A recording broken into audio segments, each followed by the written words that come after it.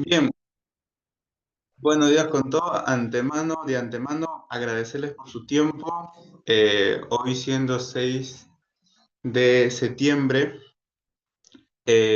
ya, bien, entonces vamos empezando con esta parte de fisioterapia en el adulto mayor. Que bueno, más que una clase es compartir ciertas experiencias o compartir de alguna forma, cuidado ahí, pinten la diapositiva, por favor, Nora. Ya, más que compartir unas diapositivas, es compartir ciertas experiencias y verlo desde otra forma, ¿no? Desde otro enfoque, actualmente, cómo se maneja a los pacientes ya considerados adultos mayores, porque en principio estamos hablando de un paciente que es muy frecuente que nos encontremos no con una enfermedad, sino con varias enfermedades, ¿no? Bien, entonces, si no se perciben las diapositivas o hay algún tipo de... Nora Castro, cuidado con la pizarra, por favor. Si hay algún tipo de inconveniente, ya me avisan. Bien, entonces, a ver, lo primero que nosotros tenemos que entender es de que cuando nosotros abordamos a un adulto mayor, buscamos de alguna forma prevenir, ¿sí? Y con esta parte hay que entender que nosotros le damos calidad de vida a un paciente, a un adulto mayor, ya que muchas de las enfermedades que están relacionadas con su edad, con su estilo de vida, con algunas otras condiciones asociadas a ese paciente, también empeoran su condición a futuro. Es decir, no solamente tratamos al paciente el día de hoy, sino tratamos al paciente que va a venir de acá a una semana, 2 semanas, ¿sí? Bien, ahora, con respecto al tratamiento, independientemente de que sea guiado por el médico o guiado por alguna autoridad de la salud pública, también hay que tener criterios para manejar ciertos abordajes o ciertos argumentos para poder desarrollar de forma funcional y de forma ordenada el tratamiento del paciente. Y acá quiero crear una crítica con nosotros mismos.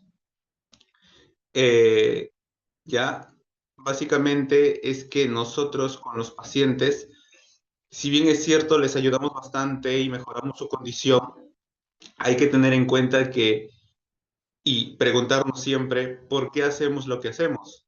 De alguna forma, por qué buscamos solamente enfocarnos en ciertos aspectos y no lo orientamos al paciente para que empiece a hacer su vida funcional. Y normalmente con el adulto mayor sucede bastante que yo al menos escucho bastantes comentarios, no solamente por parte de los familiares del adulto mayor, sino por parte de los mismos terapeutas, inclusive los mismos colegas, que fragilizan demasiado a un adulto mayor. Como que, no, mi mamita tiene 96 años, ya no puede hacer nada, o no, mi tía tiene 65 y el hecho de pararse ya es insoportable para ella, mejor que se quede descansando en la cama.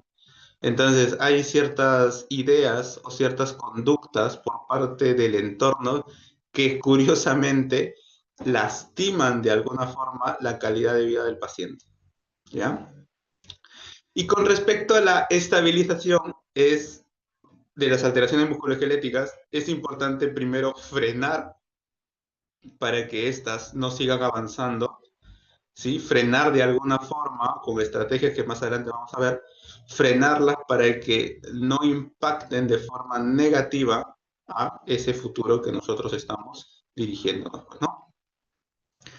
Entonces, lo que nosotros tenemos que tener en cuenta es que en el adulto mayor, la respuesta buena de nuestro tratamiento nos consiste en apagar los síntomas como tal, es decir, no apagar el dolor o síntomas o signos como el dolor o la inflamación o la rigidez. Nuestra meta, nuestro objetivo principal es devolver cierta función al paciente. Es decir, que si el paciente, por ejemplo, te decía de que no podía sentarse más de media hora porque había un tema de incomodidad o dolor, inestabilidad, devolverle esa función, subir y bajar escaleras, echarse a su cama, ¿sí? Son cosas tan sencillas o tan simples para nosotros que desde nuestra edad consideramos fáciles, para ellos es muy complejo, ¿sí? O muy difícil hasta cierto punto. Entonces, considerar de que nuestras sesiones realmente se van a acabar con el adulto mayor o de alguna forma van a pausarse cuando nosotros le devolvamos cierta función a nuestro paciente, ¿ya? Y para ello vamos a utilizar una herramienta muy poderosa que no es ni las máquinas más caras del mundo, ni las intervenciones más caras del mundo, ni tampoco las metodologías más caras del mundo. Simplemente nuestra herramienta más importante que debemos tener es educar al paciente, ¿sí? Educar a la familia sobre la condición que está viviendo para poder encaminar de forma correcta la intervención que vayamos a hacer. Y con esa pequeña palabrita de educar, se nos viene un reto gigante. Y suelo mencionarlo bastante, ¿no? ¿Cómo yo puedo educar a alguien si ni yo conozco bien el tema? Entonces, no se trata de, profesor, es que yo he visto en internet, no, o ¿sabes qué? Mi abuelo, mi tío, mi hermano hacen lo mismo, yo también puedo hacer lo mismo. No se trata de un tema de imitación o un tema de subyugación, ¿sí? Se trata de que realmente entendamos el tema, no lo imaginemos, sino que realmente esté pasando lo que considerablemente pasa en dicha enfermedad. ¿Ok? Entonces, primero, paso número uno para poder abordar a un adulto mayor es entender de que no solamente se trata de apagar los síntomas o signos, sino de devolverle su función. Y el paso número dos, el más importante, es llegar a educar a la persona o a la familia para poder mejorar dicha condición.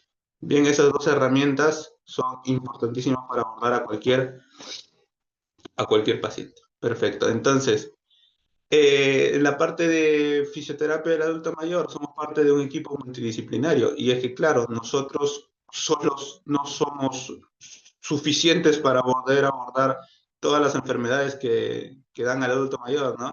Y suelen varios, o sea, no apunto con el dedo a nadie, pero y a mí también me ha pasado en algún punto, es que nos creemos autosuficientes para poder abordar todas las ramas, ¿no? Entonces, sabemos un poco de farmacia, sabemos un poco de fisio, sabemos un poquito de nutrición, sabemos un poquito de ortopedia, y entonces como lo sabemos todo, intentamos decir, no, es que yo ya me encargo de todo, pues, ¿no? Pero hay que entender de que nosotros tenemos que enfocarnos claramente en un solo tema con el paciente y ya se lo dejamos a los demás profesionales para que puedan mejorar también su condición del paciente.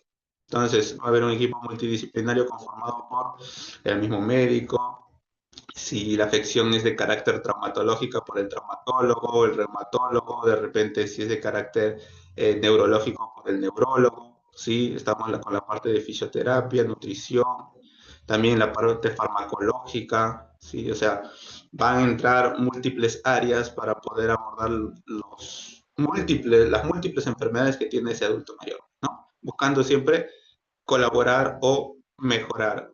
Y es que, claro, también esta parte incomoda un poquito porque siempre cada uno intenta tener la razón. Entonces, como cada uno da su punto de vista y crea un fuego cruzado, el paciente al final es el que perece, ¿no? O el que sufre sobre las decisiones de otros. Claro, Celia, sí te entiendo bastante y es también entender que de alguna forma nadie es más que nadie, simplemente cada uno está cobrando o tomando la función que se nos corresponde para mejorar, de alguna forma interrelacionarnos o de alguna forma compartir con otras áreas para poder tener visiones distintas y sobre todo la empatía para que ese adulto mayor mejore. Lo que ustedes buscan es que de alguna forma mejore, ¿ya? Bien, entonces, siempre readaptarlo, ¿ya? esta palabrita es muy importante porque el paciente, conforme ha sufrido una lesión o un problema, una enfermedad, ¿no? Una afección, el paciente va a ir perdiendo dicha función, dicha actividad. No va a poder caminar, digamos, solo, o de repente no va a poder ir al baño solo, o de repente no va a poder girar en la cama solo. Entonces, al perder dicha habilidad o dicha destreza, eh, lo que va a suceder es que el paciente va a perder esa facilidad de hacerlo. Entonces nosotros vamos a tener que utilizar estrategias para ir readaptándolo, poquito a poquito, gradualmente, ¿sí? Esa adaptación es un proceso, toma tiempo. ¿Sí? Si por ahí me confirman si el audio está bien, dicen que hay interferencia. Ya, por favor, confirmen. Ya, listo. Entonces, nosotros no solamente vemos eh, sesiones de terapia o no solamente vemos un fajo de dinero acercándose a nuestro bolsillo, sino lo que nosotros tenemos que ver es la necesidad del paciente, pues, ¿no? Bien, a ver, voy a reanudar mi internet un ratito. Mm, ya. Bien, entonces, entendiendo este punto, es importante saber qué está pasando acá en tu país, o al menos en Perú. Tienes que considerar de que tenemos una estadística muy interesante. No sé si lo has visto, te has dado cuenta de esto, o de repente te vas a dar cuenta de esto más adelante, ¿ya? Pero nosotros en Perú estamos teniendo una creciente de adultos mayores, y esto se debe a múltiples factores, no solamente la idea de que hay personas que no quieren, no quieren tener hijos y demás, ¿sí? Se debe a múltiples factores, pero considerar que se ha pronosticado que hasta el año o cerca del año 2050, uno de cada cuatro personas adultas va a ser un adulto mayor. Es decir, de que al menos estamos teniendo en cuenta que un 25% de la población, que es mucho, considerándose de que actualmente está en un 13,9%, ¿sí? O sea, se va a duplicar dicha cifra. Y no solamente acá en Perú, sino en todo el mundo. ¿Ya? Y sucede algo muy interesante y es que la tasa de mortalidad de alguna forma, ¿sí? Se ve alterada por factores, ya sea de cambios ambientales, ya sea de eh, factores económicos o factores socioculturales, ¿ya? El ser humano antes tenía una vejez mucho más pronto, se enfermaba y fallecía. En la actualidad hay personas que llegan a vivir mucho más tiempo en condiciones que antes no solía pasar, ¿sí? Entonces, nosotros consideramos a un adulto mayor acá en Perú a partir de los 65 años, ¿sí? Hay toda una ley que le envuelve y demás, 65 años, mientras que en países desarrollados la edad del adulto mayor es de 60, ¿sí? Ahí se considera adulto mayor. Bien, entonces, cuando a nosotros se nos viene la palabra de adulto mayor, ¿sí? Anciano o abuelo, o nosotros lo que tenemos que entender por esa parte es que todos los adultos mayores no van a tener el mismo contexto. Esto es importantísimo de ver porque normalmente cuando hablamos de un adulto mayor, ya nos apenamos sin siquiera saber cuál es su condición física o su condición médica o su condición de salud. Porque te digo, hay adultos mayores, ¿sí? Que son muy funcionales, están en su casa, trabajan, hacen sus cosas como cualquier otra persona. Como hay adultos mayores que ni bien entrando a su etapa de adultez mayor, se enferman o sufren algún tipo de problema y básicamente se quedan postrados en cama, ¿ya? Y esto agudiza o lastima su condición durante mucho tiempo. Y después tenemos ese típico adulto mayor que ha hecho ejercicio toda su vida o ha hecho actividad toda su vida y hasta los 90, 95 años sigue participando de actividades deportivas y sigue compitiendo de forma tradicional o fácil para ellos, pues, ¿no? Entonces, antes la edad era un tema de fragilización, ¿no? Es un tema de que, ay, no, el abuelito que no haga esto, que no haga lo otro, pobrecito, no. Teníamos pena antes de saber su contexto. En la actualidad hay que entender primero el contexto para poder nosotros tener un juicio, no se adelanten a los hechos. ¿Bien? Perfecto. Entonces, bajo lo mencionado, hay que considerar de que cada adulto mayor es diferente.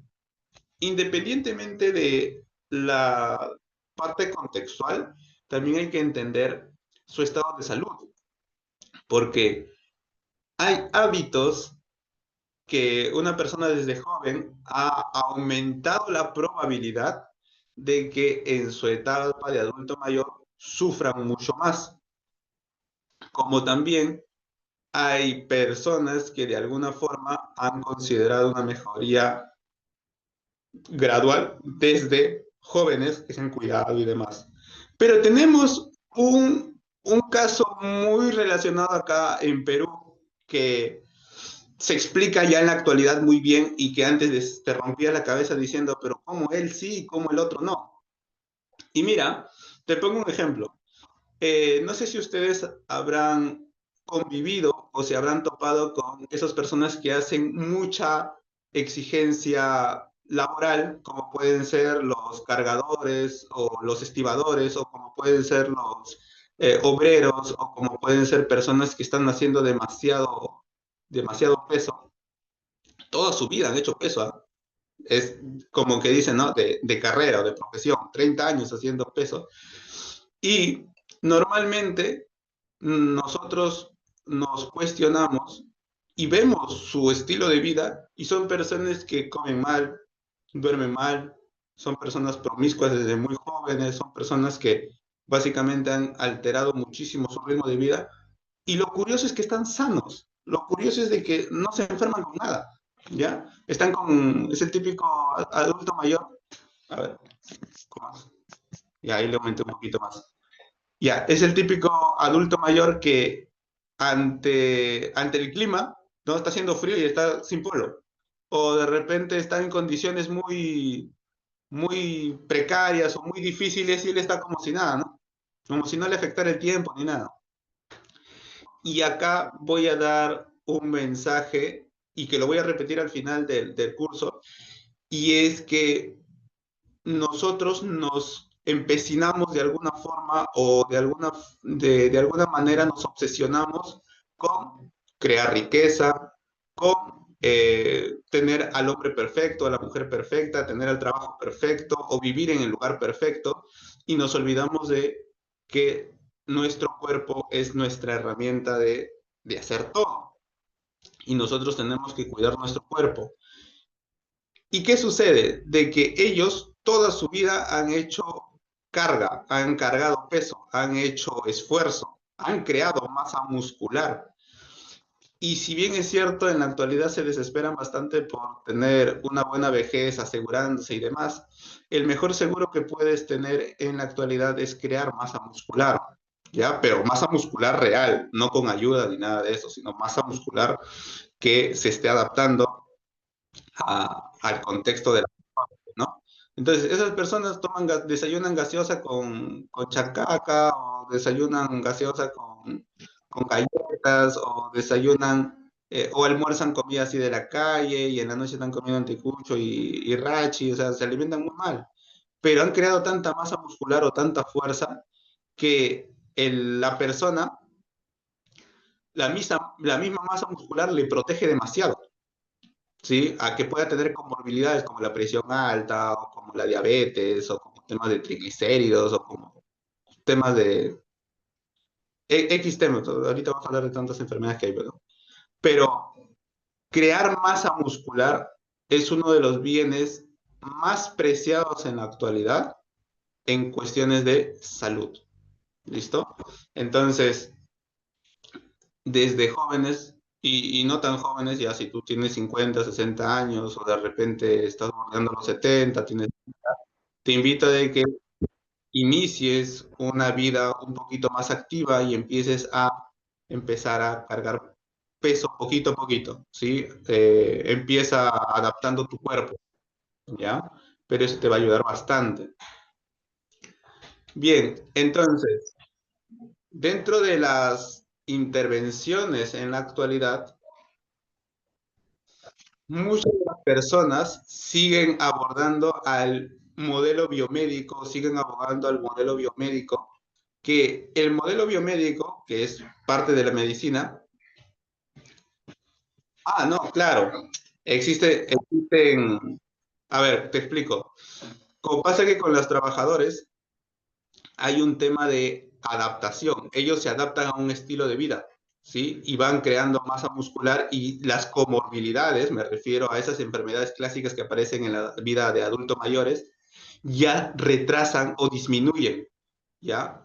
Y suele pasar con deportistas también de la misma forma.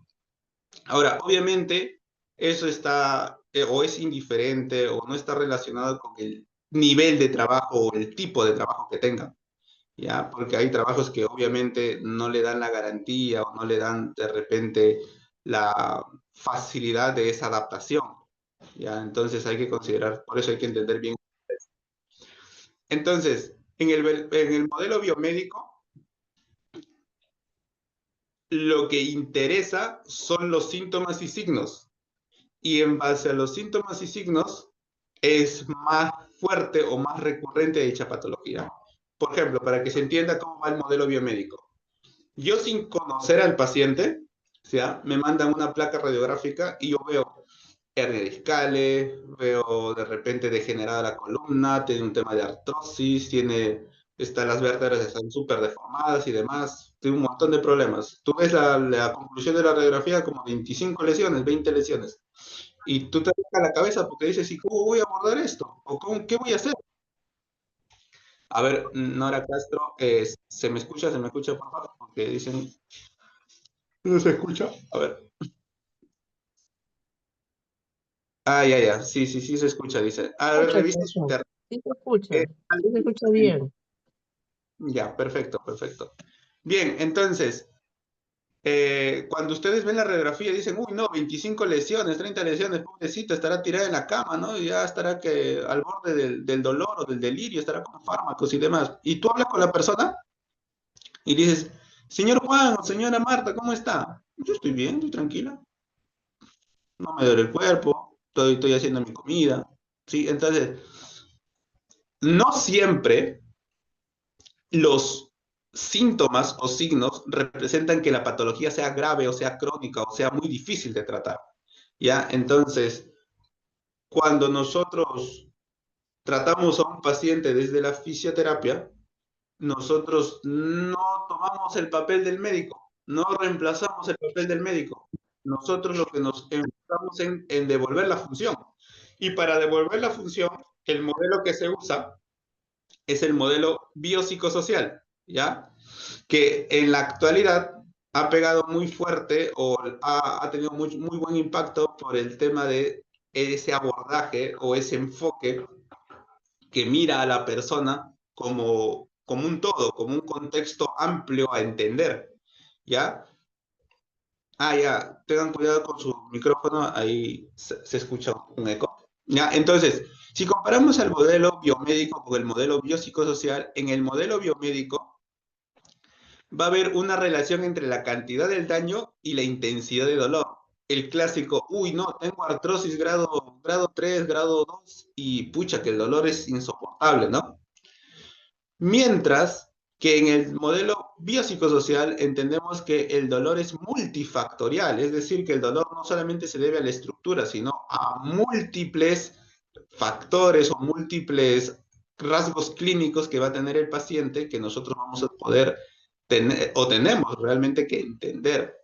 Y trata al paciente como un todo, ¿sí? No solamente se limita a la lesión o la enfermedad que tiene, sino intenta ver todo el contexto, el lado biológico, el lado psicológico, el lado social, el lado económico, ¿sí? El lado cultural, ¿ok?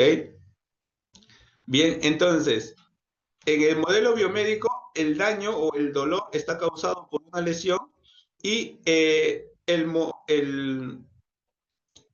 paciente va a tener más intensidad de ese problema, va a tener más dolor y él va a creer que está dañándose más la estructura, ¿ya? Y va a haber un problema con la difusión o con la categorización del tipo de dolor que tenga el paciente. Entonces, nosotros en el aspecto biopsicosocial nos enfocamos no solamente en el tejido, sino devolver la función al paciente para que él entienda su problema, para que él vea que hay cambios, para que él perciba de que ese dolor no solamente es de carácter estructural. Con esto no quiero sacar de contexto que el dolor no es estructural. Sí, existe la nocicepción, el tejido se daña, duele, sí, pero no solamente vemos al tejido, sino tenemos que entender al paciente o a la persona, ¿ya? Y sobre todo, este modelo biopsicosocial, ¿sí? Tiene mucha más efectividad clínica, ya que se basa en la realidad del paciente, para que se entienda. En el ejemplo anterior del señor Juan o la señora Marta, que suele pasar bastante. Con el modelo biomédico, yo me obsesiono con la imagen o con la prueba clínica. Mientras que en el modelo biopsicosocial yo me obsesiono con la función, con devolver la función del paciente. ¿Listo? Entonces, nosotros, y vuelvo a repetirle bastante a ustedes, no se obsesionan con la parte médica, dejen a los médicos su parte, entiendan lo que está sucediendo, sí, pero principalmente ustedes se enfocan en la función. Y con esto no demerito ninguno de sus trabajos, está perfecto todo. Pero en la actualidad, abordar a un adulto mayor desde la estructura es muy simple o muy básico. De alguna forma, tenemos que entender el contexto de ese paciente. Y en el caso clínico de hoy día lo van a entender un poquito mejor, ¿ya?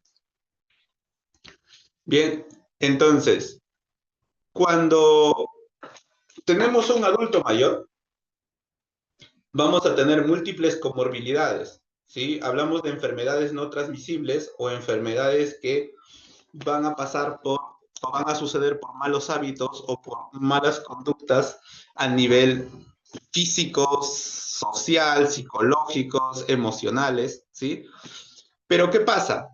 Que lo que nosotros tenemos que evitar de alguna forma con ese adulto mayor es que éste se inmovilice, ¿ya? O que esta persona básicamente pierda la capacidad de, o la motivación de poder hacer sus actividades de vida diaria, ¿ya? Porque ese descenso de esa capacidad va a provocar un deterioro prolongado en las funciones del sistema neuromusculoesquelético, ¿ya? Entonces, curiosamente es lo que necesitamos proteger a toda costa y evitar de que el paciente caiga en un síndrome donde ustedes lo van a ver postrado en la cama o tumbado en la cama sin ningún tipo de intención de pararse o hacer sus cosas. ¿Sí? No sé si se habrán topado con adultos mayores. Tenemos adultos mayores de 70 años, ¿ya? Que están tumbados en la cama sin ganas de moverse, sin nada. Ojo, tú miras su expediente, no tienen muchas enfermedades, tienen poquitas enfermedades, pero son más agresivas y está tumbado en la cama, no tiene la motivación, no tiene las ganas de levantarse de la cama, con las justas o por obligación se levanta al baño a veces, o a ver si es de día o de noche. Y hay otros adultos mayores que, si bien es cierto, tienen varias enfermedades y no son tan agresivas, intentan de alguna forma o ayudan a no estar tanto tiempo en la cama. Son esos típicos adultos mayores que se ponen de repente a ayudar en la cocina, se ponen de repente a ayudar, aunque sea a limpiar la mesa, o de repente, de alguna forma ellos se sienten útiles, pues, ¿no? ¿Ya? Y nosotros lo que tenemos que evitar es de que el paciente caiga en ese caso extremo de inmovilización, ¿ya? Porque eso va a disminuir la capacidad que ese paciente quiera hacer actividad física o ejercicio o de alguna forma intervenirlo, ¿ya? Va a ser un poquito más complejo o de alguna forma más más pesado la carga o el tratamiento para nosotros, para poder dirigirlo de forma correcta, ¿ya? Y acá tenemos muchas cosas en contra, como el tema de que ya se va a perder masa muscular, ¿sí? De forma progresiva, va a perder esos mecanismos de automatización como es dar vueltas o girar en la cama o como sentarse, y sus reflejos posturales van a imposibilitar el hecho de que él camine o simplemente se mantenga sentado. Esos clásicos pacientes que intentan sentarlos y se van para los lados, o pacientes que los intentas parar y no pueden ni con ayuda, se vuelven muy pesados, ¿ya? A ver, Nora, por favor, revisa tu audio. Gracias. Bien, entonces, cuando la persona entra en ese síndrome de inmovilidad, ¿sí? Vamos a tener dos tipos, relativo y absoluto.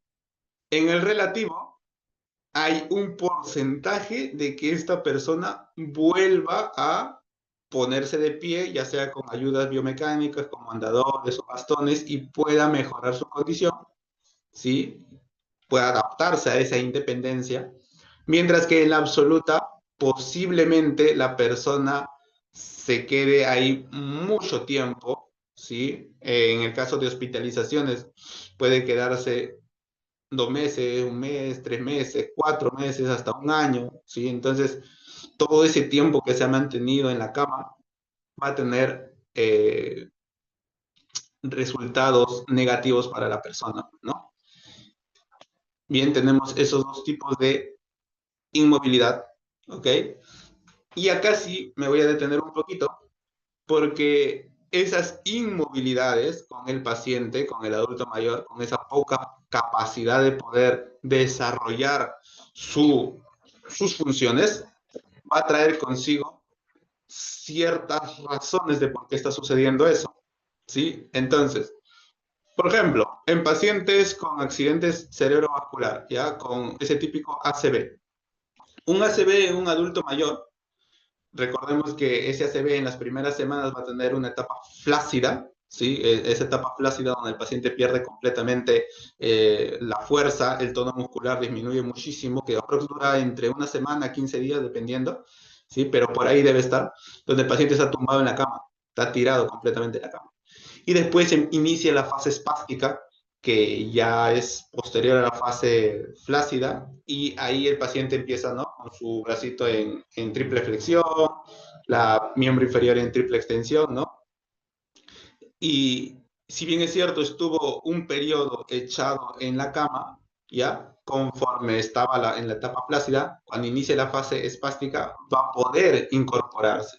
¿Y por qué digo esto? Porque a veces con los familiares sucede que como está tumbado en la cama, ¿sí? Y no quieren hacer terapia por ahorrar algún tipo de dinero, de repente no entienden también el contexto, o simplemente no hay ayuda por parte, o no hay asesoría correcta, lo dejan en la cama ya estando en fase espástica, y eso te quita muchísimo, muchísimo tratamiento para que tú puedas abordarlo, ¿no? Puedas mejorar su condición, ¿ya?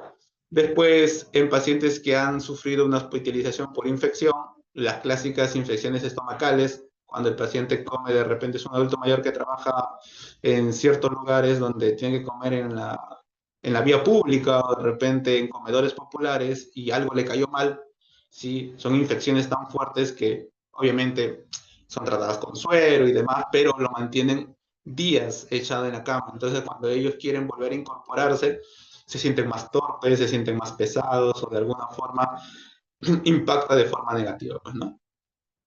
En el caso de fracturas y traumatismo, acá tenemos que tener en consideración de que los adultos mayores, en ellos aumenta el riesgo de que se puedan caer, ¿sí?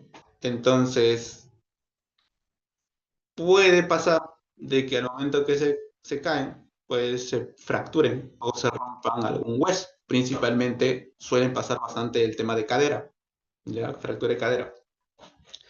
Y cuando sucede eso, van a tener que ser intervenidos. Eso no se va a curar solito, ¿ya? Van a tener que ser intervenidos. Y esa operación, normalmente para que él pueda volver a adaptarse, si hablamos de 16 semanas, 4 meses, 5 meses, para que la persona pueda mejorar considerablemente su actividad y recién pueda pasar a ponerse sobre cargas, es decir, ponerse en un pie o dos pies, y son 4 meses donde va a estar tumbado en la cama, ya, y va a perder muchísima masa muscular. Por eso nosotros tenemos que intervenirlo, aunque sea postrado, aunque esté tumbado en la cama, tenemos que intervenir.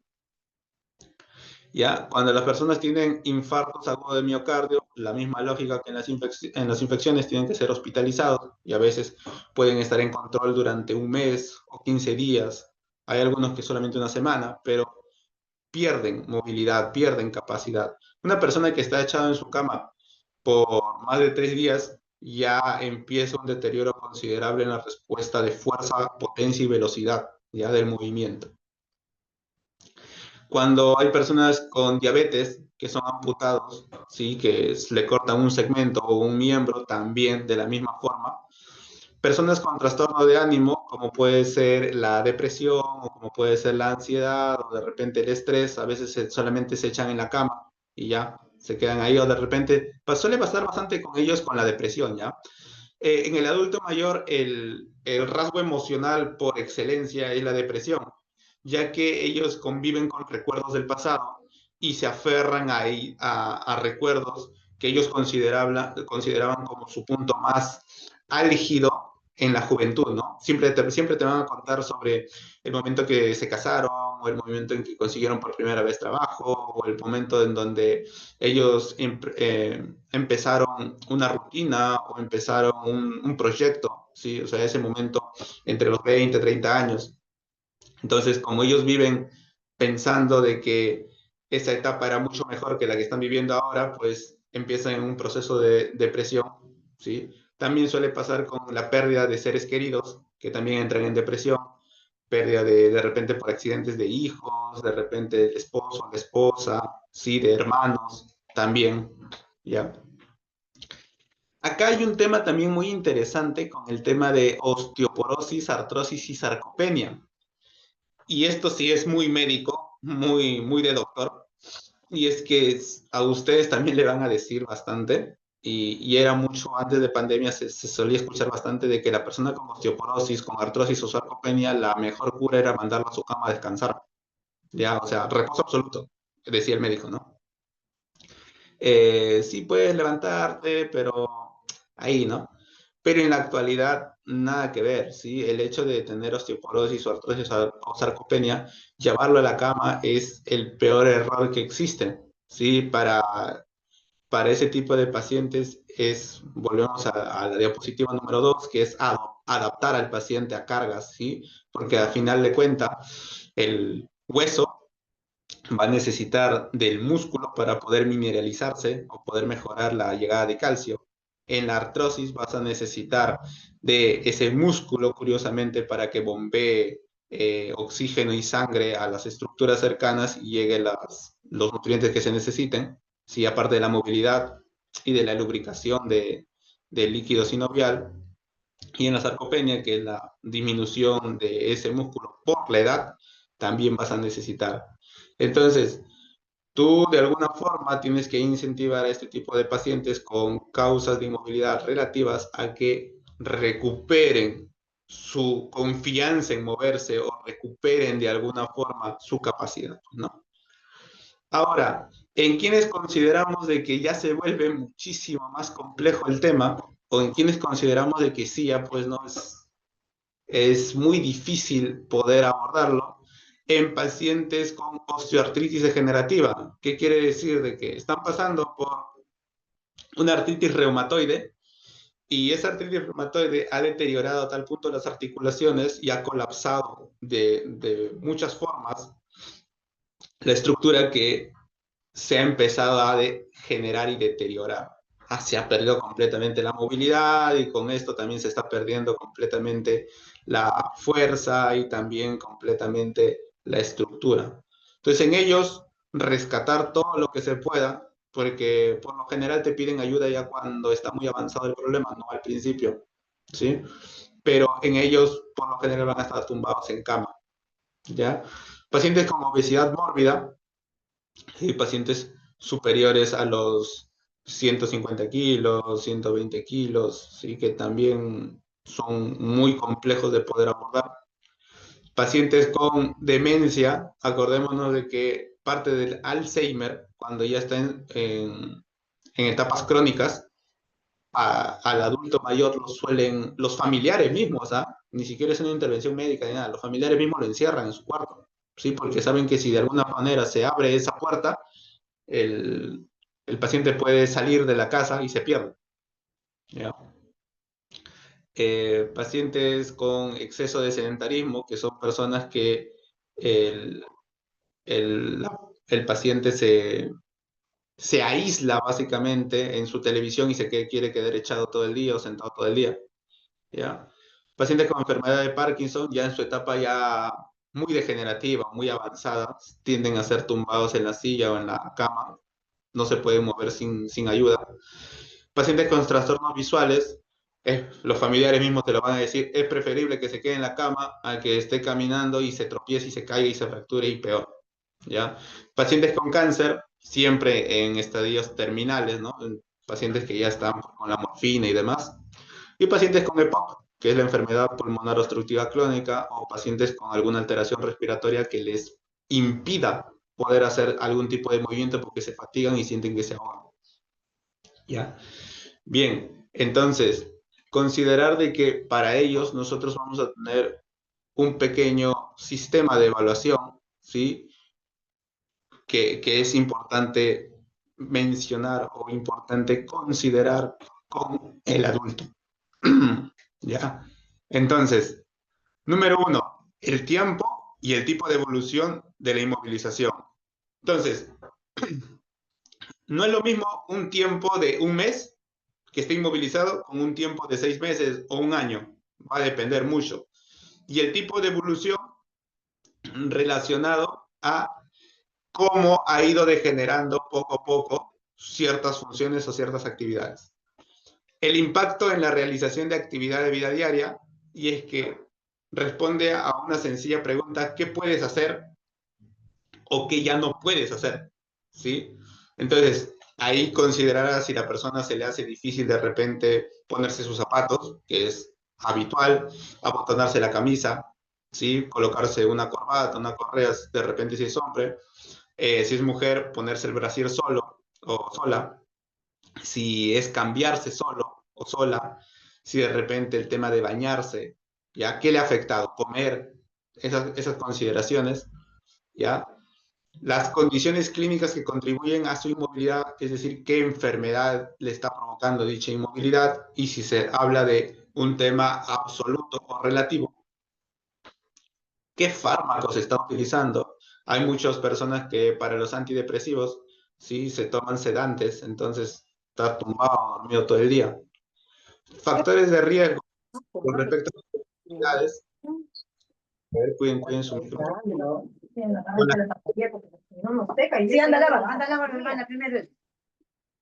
No se peleen, por favor. Todavía es temprano.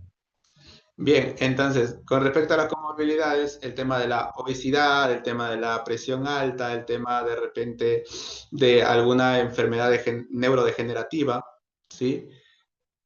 Aspectos psicológicos y sociales. En aspectos psicológicos, básicamente, ¿qué percibe el paciente o qué piensa el paciente sobre su problema? Ya es importante preguntar si él si tiene la percepción de que va a mejorar, no va a mejorar, ¿sí? También se aboca a todo ese tema emocional para saber si va a colaborar o de repente se hace un poquito difícil de colaborar.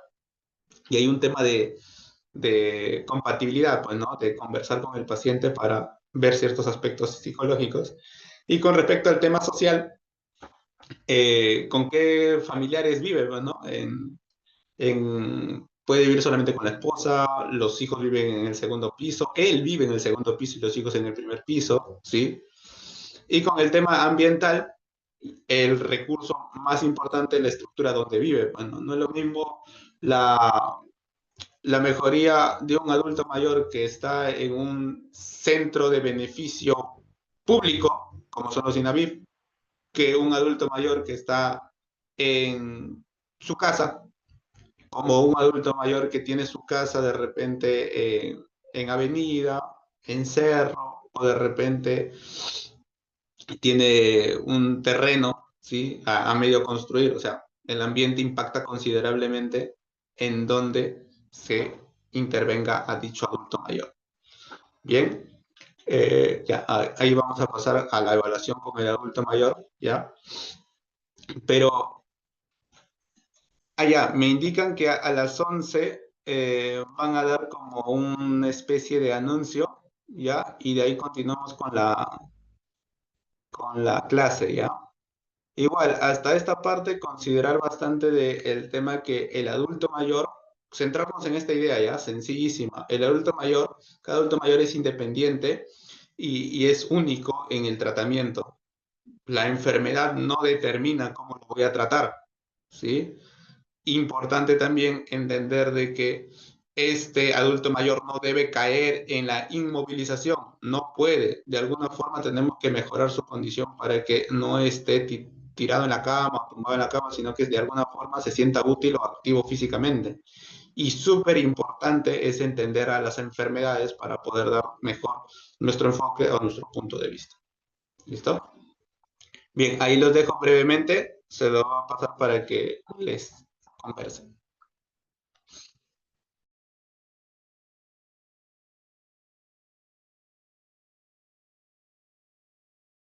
Pausa académica. Vamos a continuar con una de las partes que en lo personal me interesa muchísimo de que se pueda entender, o de alguna forma me interesa mucho de que se entienda que el adulto mayor necesita siempre pasar por una evaluación, por más que el médico ya haya hecho su trabajo, está bien, está perfecto, pero nosotros tenemos que entender la función del paciente. ¿Listo? Bien, entonces, siempre considerar tener una historia clínica o una anamnesis para poder recolectar toda la información que me interese con el adulto mayor. Y te voy a dar algunos tips, ¿sí? Chiquitos, de los miles que hay, para poder utilizar la historia clínica a favor tuyo, ¿ya? Y hablo a nivel empresarial, a nivel de negocio. Entonces, siempre considerar los datos del paciente. Y algo que hay que considerar también importante es su fecha de cumpleaños. ¿Ya? Para que tú a través de esa fecha de cumpleaños le des un mensajito, o le des un mensajito, ¿no? Por WhatsApp, o de repente con algún familiar, o una carta, o el día de su terapia, se lo celebras, o de repente se te tomas fotos con ese adulto mayor. ¿Por qué? Porque le interesa bastante de sentirse apreciado. Al adulto mayor le encanta el hecho de sentirse, en el caso de las mujeres, importantes o bonitas, y en el caso de los hombres, respetables e importantes. Entonces, ese gesto, ese pequeño gesto, te ayuda bastante a marcar un diferenciador con tu paciente, haciendo de que se cree un vínculo, se cree una familiarización, ¿ya? Otro tema también importante que hay que entender bastante es el tema de la dirección, realmente cuál es el domicilio donde vive para saber si es más adaptado el tema de realizar las terapias a su casa o que él se dé el trabajo de venir a tu centro, ¿ya?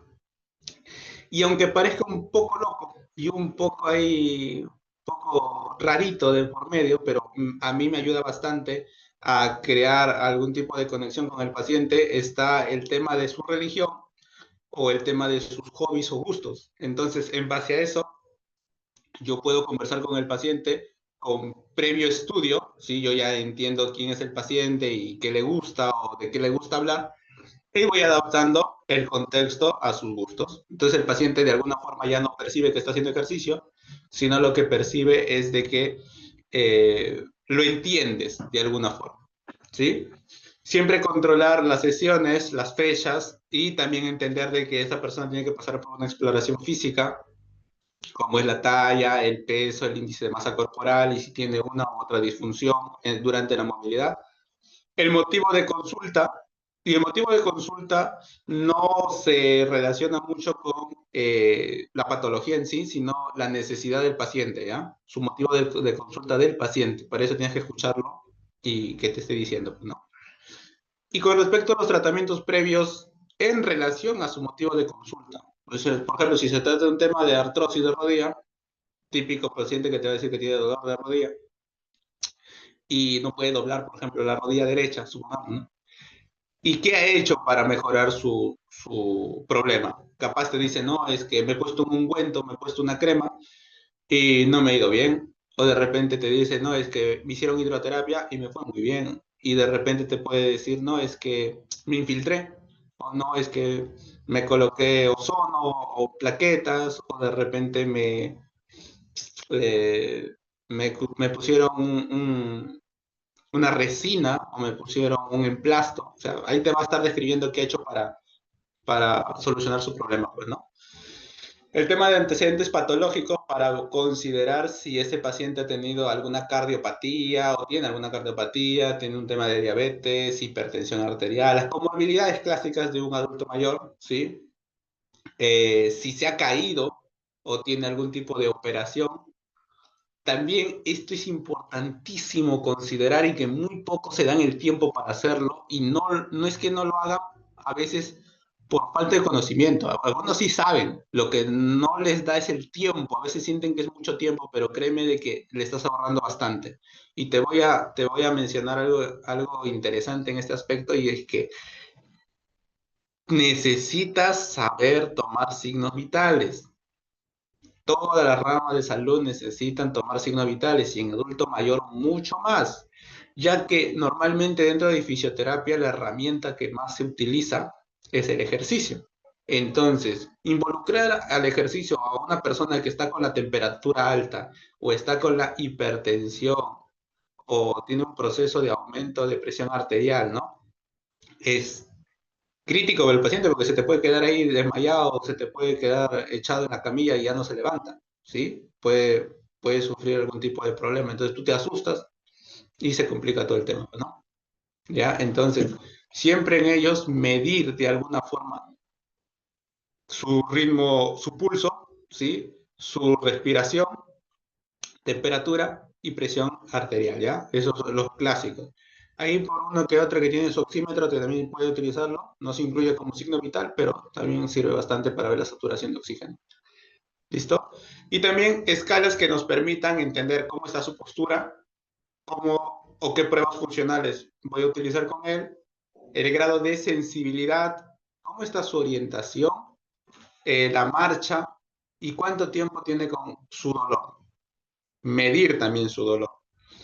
Y bueno, la escala más clásica es la escala de EVA, ¿no? Del 0 al 10, decirle cuánto te duele, pero hay que entender de que cada persona percibe distinto su dolor y tener bastante cuidado con que el paciente te engañe. Porque el paciente te puede decir, tengo dolor 10 en la rodilla, pero tú lo ves caminando, tú lo ves tranquilo, conversando. Y un dolor 10 es lo máximo, ¿no? Es como que desesperante. ¿Ya? Así que se entiendan bien los comandos.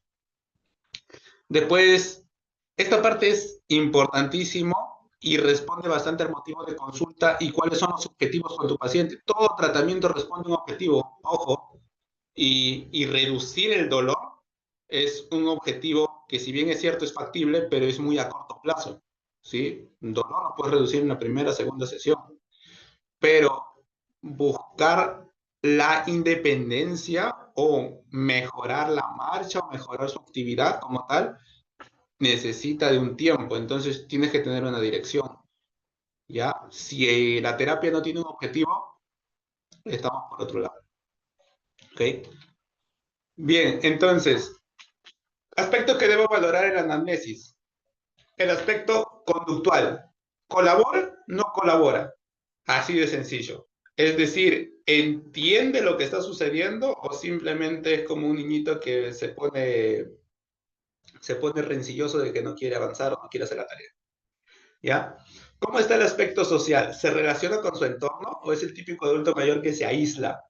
¿Ya? Que no quiere saber nada de nadie, simplemente quiere hacer sus cosas? O si es un adulto mayor que suele conversar bastante, sale al parque, conversa con los vecinos, con la familia, tiene temas de conversación, va a depender. ¿Listo?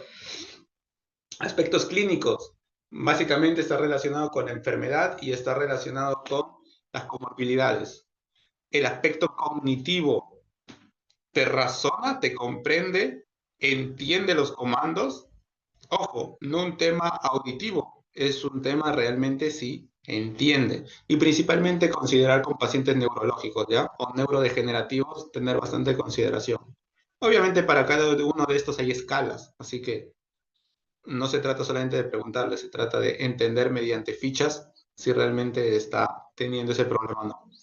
El aspecto psicológico, y este está relacionado más a cómo percibe su condición o su enfermedad. ¿Percibe de que se va a curar? ¿No se va a curar? ¿Es grave? ¿Es algo simple? ¿Sí? ¿O qué información tiene sobre su problema? ¿Ya? El aspecto físico-funcional, que está relacionado más al movimiento. ¿Puede doblar la rodilla? ¿Puede extender la rodilla? No puede.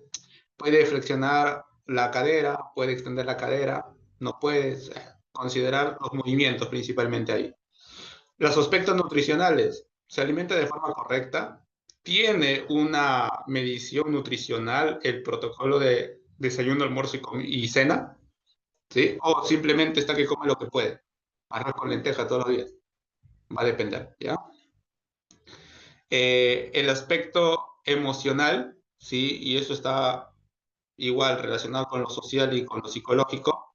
Está pasando por procesos depresivos, por procesos de estrés, o tiene ansiedad porque de repente le han programado una operación de acá 2 semanas y no sabe si saldrá bien o saldrá mal. ¿Sí? Hay que considerar esos aspectos. Bien, entonces, ya como tienes todo esto listo ya y ya preparado para que se entienda el caso clínico, hay que entender siempre los aspectos del médico. En sí hay que entender cómo el médico percibe el problema. Y es un punto muy importante nosotros saber cómo la enfermedad se desarrolla o cómo al menos la enfermedad eh, puede complicar la condición del paciente, identificando obviamente las comorbilidades, antecedentes familiares, factores de riesgo y enfermedades que estén asociadas a dicho problema. ¿Listo? Bien. Entonces, una de las escalas que nosotros utilizamos para poder mejorar o poder saber cómo evaluar al adulto mayor consiste en una escala, ¿sí? Bueno, consiste en tres fases. Una escala que mide la actividad de vida diaria, actividades básicas, ¿sí? Las otras miden las actividades instrumentales y por último la marcha y el equilibrio, cómo van. ¿Ok? Entonces vamos a utilizar cuestionarios. Y dentro de los cuestionarios más utilizados está el índice de CATS para medir las actividades de vida diaria, donde acá vamos a tener ciertos criterios como son el bañarse y se va a dividir en tres categorías nada más. Si el paciente lo hace solo, si necesita ayuda o si el paciente necesita completamente de otra persona para poder hacer su actividad. Por ejemplo, con bañarse. ¿Ese adulto mayor puede bañarse solo? ¿O es que ese adulto mayor necesita ayuda o netamente al adulto mayor lo bañan? ¿Ya? Entonces, ahí se va a formar categorías, ¿sí? Haciendo entender de que cuando una persona es independiente, el número a considerar es 2. Cuando la persona necesita ayuda, el número a considerar es 1. Y cuando la persona necesita completamente ayuda, o sea, es netamente dependiente, es un 0. ¿Y qué es lo curioso de CATS? Que CATS valora tanto a la persona, al paciente, como al informante, que el informante puede ser un familiar. ¿Por qué te digo esto? Porque a veces el adulto mayor te dice, sí, yo me baño solo. Y el familiar te dice, no, papito, mamita o tío, ¿te acuerdas que ahora ya necesitas que se te bañe? No, no, mentira, porque yo me baño solo. Entonces hay contradicciones. De preferencia, yo te recomiendo bastante que hagas caso al informante más que al adulto. ¿Ya? La misma lógica con vestirse, la misma lógica con la apariencia personal o cambiarse de ropa, el uso del baño, el tema de la continencia, si puede aguantar la micción o de repente necesita ayuda como el tema de pañales, ¿ok? Si de repente al trasladarse, o sea, tomar carro o tomar un colectivo, de repente tiene su propio auto, ¿sí? Al caminar y al alimentarse. Entonces, esos criterios son los básicos que nosotros tenemos, cualquier persona lo puede hacer independientemente, pero en ellos va a suceder que necesitan ayuda o muchos de ellos también son netamente dependientes, no lo pueden hacer, necesitan que otra persona lo haga por ellos, ¿ya? Entonces CATS valora eso. También, si es que no entendiste CATS, no hay ningún problema, ¿ya? También existe el índice de Bartel, que también mide la actividad de vida diaria y utiliza 10 criterios para poder ver si la persona tiene o no tiene, o es básicamente dependiente o no dependiente. Entonces, la actividad que ellos consideran es comer, trasladarse en silla o trasladarse a la cama, ¿sí? El aseo personal, el tema del uso del retrete, así como bañarse o ducharse, el desplazarse, ¿ya? El subir escaleras, el hecho de cambiarse o vestirse, y finalmente el control pues de las vías secretoras como son heces o el tema de orina, pues, ¿no? Entonces, según los parámetros, lo va a dividir muy parecido a CATS, puede, necesita ayuda o netamente no puede. Si la persona es incapaz de hacer dicha actividad, se le coloca 0. Si la persona ahí necesita de ayuda, se le coloca 5. Y si la persona lo puede hacer, se le coloca 10. Entonces, se suman todos los puntajes y nos vamos a la tabla que está hacia el lado de la región escrita y vemos cuánto puntaje ha conseguido. De 0 a 24 es total dependencia, es una persona completamente dependiente. De 25 a 49 es una dependencia severa. De 50 a 74 es moderada. De 75 a 90 es una dependencia media, y ya considerando valores entre los 91 y 99 es media. ¿Por qué digo esto? ¿Por qué tanto Katz y Bartel son importantes? Porque se supone que si el paciente viene en una dependencia moderada o una dependencia severa, con mi tratamiento va a ser, al menos va a mejorar su puntaje o su consideración después de las 10 sesiones o 20 o 15 sesiones o 5 sesiones, va a mejorar considerablemente aspectos, ¿sí? Entonces tú vas a poder medir el antes y vas a poder medir el después. La lógica es de que antes esté un poquito más complicado el problema o más dependiente, y ya después el paciente mejore su independencia. Así de sencillo. Después tenemos la escala del Lawton, que hace lo mismo que CATS, pero con actividades instrumentales. Es lo mismo, es igualito que CATS, pero ahora se consideran actividades instrumentales, como son la capacidad de utilizar el celular o el teléfono, ¿sí? El uso de medios de transporte, ir de compras, y básicamente sucede con el adulto mayor que cuando se transporta o camina o de repente se va a comprar, ¿sí? El hacer peso o necesitar de alguna ayuda lo vuelve vulnerable a que pueda tener incidencia de caídas y esto provoque una complicación con una fractura, ¿ya? Si puede preparar solo sus comidas, el control de sus medicaciones, ¿ya? Y el manejo de asuntos económicos. Muchos de ellos, principalmente los pacientes con demencia o los pacientes con Alzheimer, eh, suelen tener complicaciones en la parte de control económico. Entonces, suele pasar con el adulto mayor que le da un billete de 50 soles al comerciante o a la señora que vende pollo y, y se olvida, inclusive se olvida del pollo, encima lo deja ahí, ¿no? Se va. Y la señora está detrás, ¿no? Señora, su vuelta. Bueno, en el mejor de los casos, hay algunos que se callan y se quedan ahí nomás. Se hacen los locos o los desentendidos. También hay que considerar eso. ¿Listo? Y para valorar la marcha en el adulto mayor, ¿sí? Que suele pasar mucho a superando los 75 años, pero es una estadística, no siempre vas a encontrar adultos mayores que a los 65 o 70 también presentan estas alteraciones producto por enfermedades, ¿ya? Eh, la alteración en la marcha tiene alta relación o alta incidencia con el riesgo de caída, que el paciente se pueda caer, ¿ya? Entonces, es importante tener no solamente fichas clínicas, sino pruebas medibles, ¿ya? Entonces, una de las escalas que más se utiliza en el adulto mayor para ver el si puede marchar o cómo se valora es la escala de Tinetti, ¿sí? Donde al paciente se le solicita ciertos requerimientos para poder entender cuál es el comportamiento al sentarse.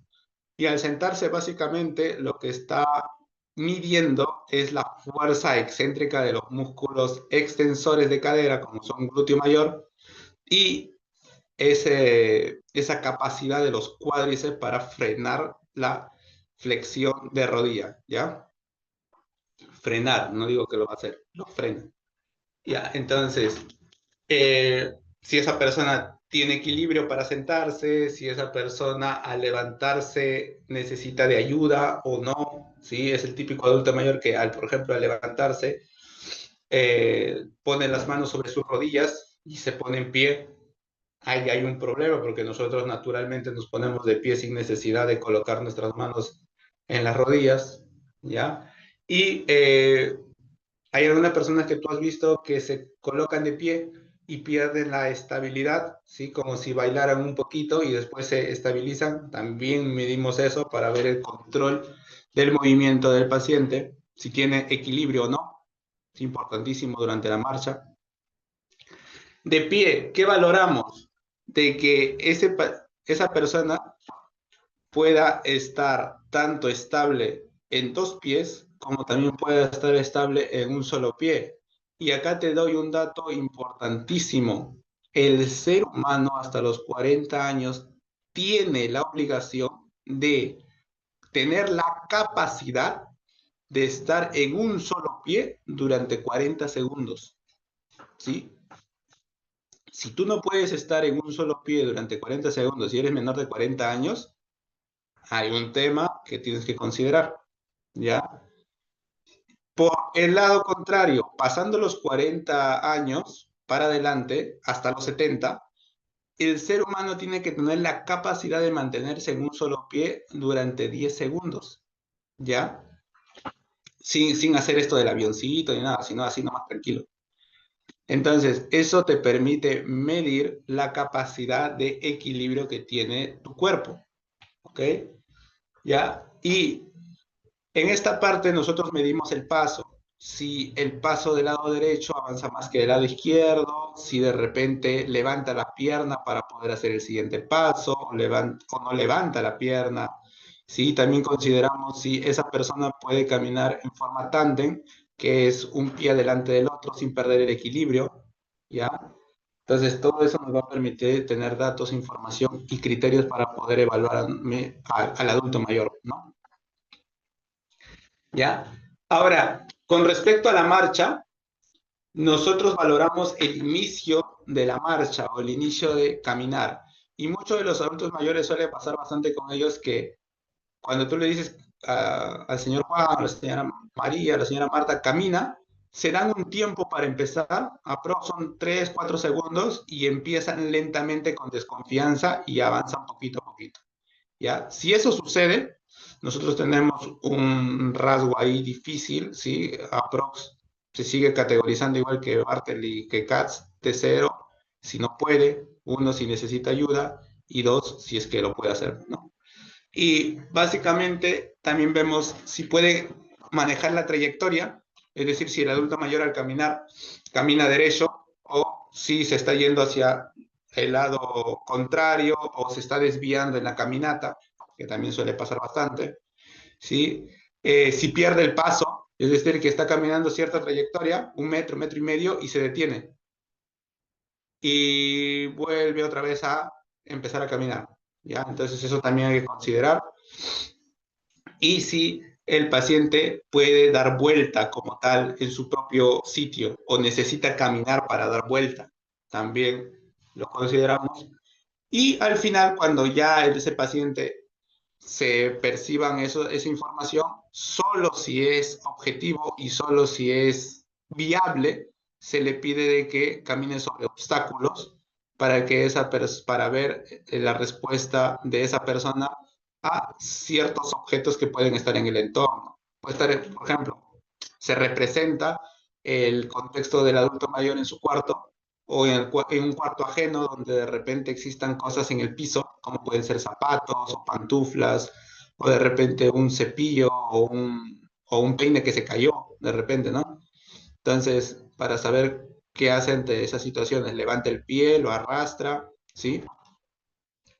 Bien, entonces, vamos a presentar un caso clínico que, para que todos entiendan, tomé una enfermedad al azar, que es una de las más frecuentes, ¿ya?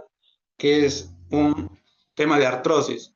En la primera foto podemos ver de que la rodilla derecha mantiene esa linealidad, ¿sí? Mantiene esa congruencia, mientras que la rodilla izquierda hay una ligera, a ver, ya los que conocen, sí, está en varo, pero hay una deformación haciendo que la rodilla se vea como un paréntesis, pues, ¿no? ¿Ya? Mientras que el lado derecho se mantiene normal, la rodilla izquierda se curvea un poquito, pues, ¿no? Entonces, si nosotros sabemos de alguna forma que es una artrosis, ¿qué grado de artrosis asumimos que puede ser? A ver, pongan en el chat los que deseen participar. En la primera fotito, no te preocupes si te equivocas o demás, no estás acá para ser juzgado ni nada, solamente estás acá para aprender y conversar y ver ciertos aspectos clínicos del adulto mayor. Considerando de que hay 4 grados en una artrosis, ¿qué grado se te viene a la mente si tú puedes ver esta imagen?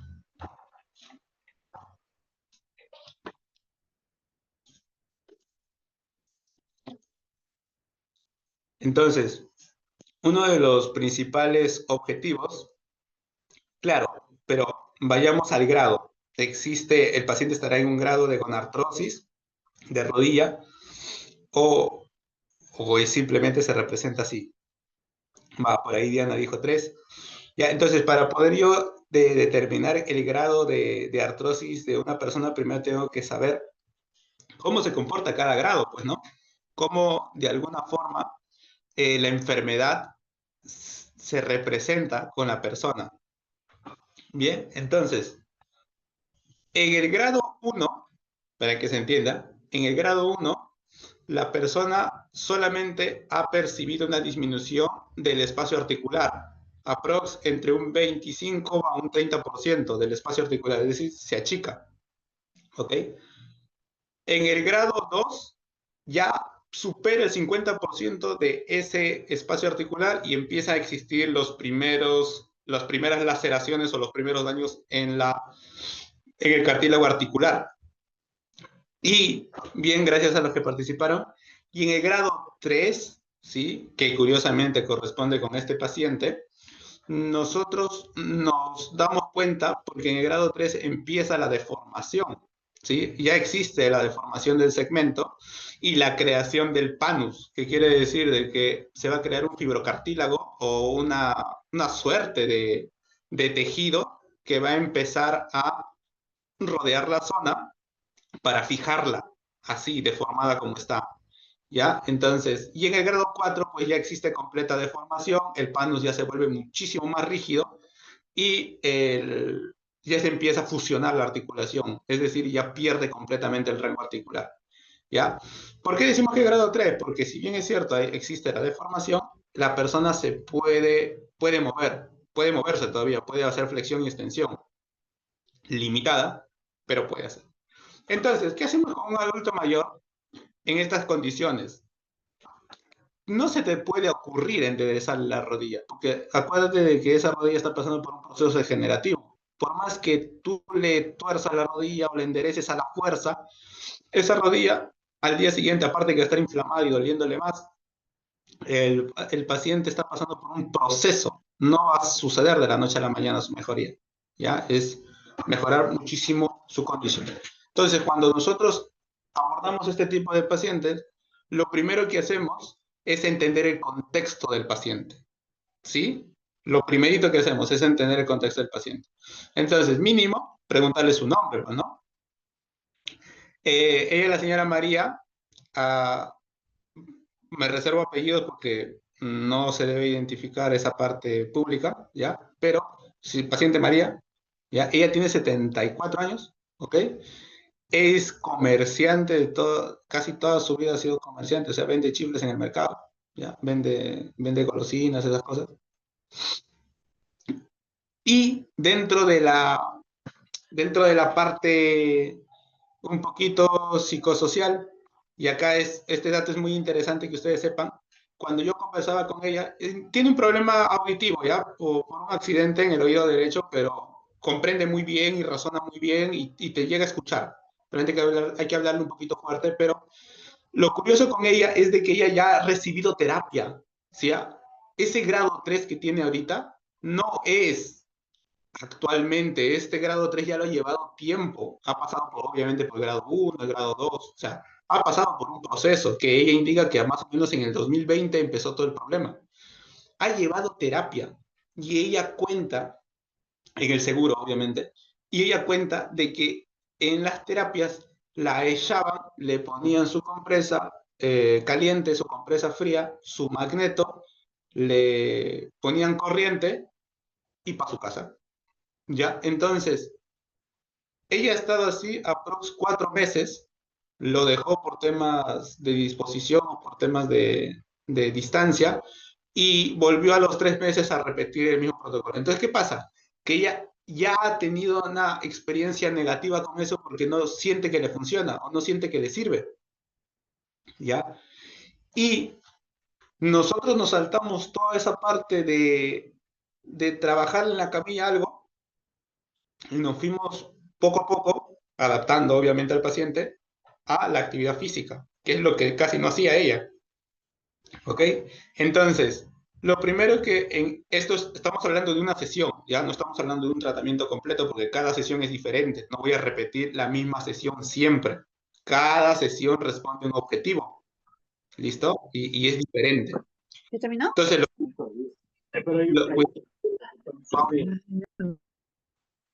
lo primero que se hace con ese adulto mayor es identificar o mejorar su capacidad cardiovascular a través de ejercicios, en este caso, aeróbicos. Entonces, por eso agarré la bicicleta estática que está en la segunda imagen, la senté, porque ella no se va a sentar sobre el mueble o el cojín de la misma bicicleta, no llega, no puede. La senté en la parte posterior y solamente utilicé los pedales. Curiosamente, se escogió esta actividad porque ella tiene bastante relación, ya que en su presencia, ella, a ver, cuidado su audio, por favor.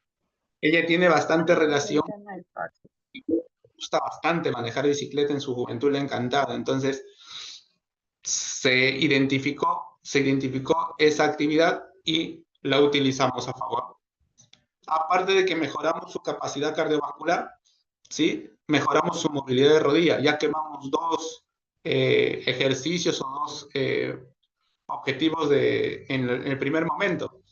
Ahora, es importante de que nosotros busquemos que el paciente pueda hacer, nosotros le acomodamos el contexto, le acomodamos el ambiente a que el paciente pueda hacer la actividad sola, ¿sí? No se le fragiliza al paciente, ay mamita, te voy a ayudar a ver por qué no. O sea, dentro de lo permitido, dentro de lo posible, que esa persona lo haga sola. Si yo le voy a doblar la rodilla o voy a hacer el movimiento de rodilla, el cerebro no va a aprender nada, no va a identificar mejoría como tal, ¿sí? Es como, para que se entienda la idea, ¿ya? Es como que a un niñito que intenta aprender matemáticas, venga el papá y le resuelva todos los problemas de matemáticas. El niño al final no va a aprender a sumar y mucho menos a dividir. Entonces, si no empieza a entender estas tareas que son sencillas, peor va a ser cuando quieras progresar y quieras llegar a tareas un poco más complejas como subir escaleras o de repente mantenerte en un solo pie o caminar sin andador, porque ella tiene andador, no sé si lo pueden ver en la parte del costado y siempre anda con su andador, ¿ya? Bien, después, siempre, esta es una regla de ejercicios, siempre empezamos con cadenas cinéticas cerradas y después con cadenas cinéticas abiertas. ¿Qué quiere decir esto? Que los ejercicios de cadenas cinéticas cerradas buscan que el segmento esté en relación con una superficie. Por ejemplo, que los pies estén en relación con el suelo, sí que haya un punto de apoyo, que esté estable. Curiosamente, los ejercicios en cadena cinética cerrada permiten eso, estabilidad. Y obviamente la idea de decirle para hacer sentadillas, pues como que le movió la cabeza, ¿no? Porque ¿cómo voy a hacer sentadillas si con la justa puedo caminar? ¿Ya? Entonces, si utiliza esas pelotas de pilates en la parte de atrás en la pared, no sé si se puede ver ahí la pelota de 65, creo, 70, creo, centímetros, y se le solicita al paciente que se apoye sobre la pelota y que esta pelota le permita deslizarse, ¿sí? Ahí se puede ver la flexión de rodilla y las cargas que va a generar y después volver otra vez a su posición normal. Entonces ahí tiene una ayuda. Ya no le estoy ayudando yo, se está ayudando con una referencia sensorial, que en este caso es la pelota, ¿no? Después, en la cuarta imagen de acá, la superior, se le coloca frente a la camilla y se le pide de que con ayuda de sus brazos se siente y se pare, se siente y se pare, ¿ya? Porque ya domina lo anterior que eran las sentadillas con ayuda, ¿no? Ahora se ayuda con la camilla para tener una base estable, ¿ya? Y poder mejorar dicho movimiento. Y en la parte de abajo, no sé si se logra ver, acá la persona le hemos subido sobre un banco, ¿sí? Y le hemos colocado peso y la persona le solicitamos de que esta es la rodilla que está deformada, ojo, esta es la rodilla que está del lado izquierdo, ¿ya? Este es su lado izquierdo de la paciente. Igualito, por más que esté deformada y demás, le solicitamos un peso. Ahora, obviamente los discos ahí parecen grandes, pero en sí está cargando 3 kilos, 2 kilos y medio por ahí, ¿ya? Entonces, acá ya pasamos a cadena cinética abierta, porque acá ya la pierna está volando, ¿no? Cuando haga la fuerza, la pierna está como que llevándose al aire, pues no hay ninguna superficie que se estabilice. Entonces, ahí va generando las extensiones. Todo esto de acá, todo este programa se ha hecho para mejorar la fuerza en estos cuádriceps, ¿ya? Que es muy importante en el caso de gonartrosis. Y después buscamos alguna actividad. ¿Y qué es lo curioso en la historia clínica del paciente? ¿Saben qué es lo curioso? Que la mamita o la señora María duerme en su puesto de donde trabaja, duerme ahí en la intemperie, por una sencilla razón, que en su casa, ella duerme en el piso 3 o 4 creo, es su cuarto. Ya, o sea, está muy arriba. Y para llegar arriba necesita subir escaleras. Entonces, la misma artrosis lo que le ha provocado es que no puede. Entonces, cuando se le habla, le pregunta, ¿qué es lo que quieres? Ella quiere subir a su cuarto. ¿Ya? Y para eso nosotros utilizamos un programa de adaptación a dicha actividad. Para que se entienda brevemente, porque si no nos vamos a ir mucho tiempo y no hay cuando acabemos. En la primera imagen utilizamos los peldaños de doble escalón para simular la idea de subir escaleras, donde solamente le solicitamos al paciente, ojo, estamos hablando sobre la rodilla, a ver, sobre la rodilla izquierda, ¿ya? En esta imagen, le solicitamos al paciente de que solamente coloque el pie y vuelva, pero está con apoyo en la pared, ¿sí? Para que agarre confianza. Uno, ¿sí? Sube, baja, sube, baja. En el segundo, con el apoyo en la pared, yo le solicito en la segunda imagen que coloque el pie, ¿sí? Que coloque el pie afectado, que es el que le estaba molestando, que a esta altura ya no le está molestando, y que levante ligeramente el talón, como simulando despegarlo, ¿sí? Y se puede apoyar de la pared, ¿ok? Estás intentando poquito a poquito progresar a la actividad. En la tercera imagen ya colocamos el peso, ¿sí? Acá colocamos una kettlebell en las manos para que deje la dependencia de estar en la pared, ¿sí? O colocarse sobre la pared y traslade el peso de su cuerpo hacia adelante, ¿ya? Y el talón se le vaya despegando poco a poco.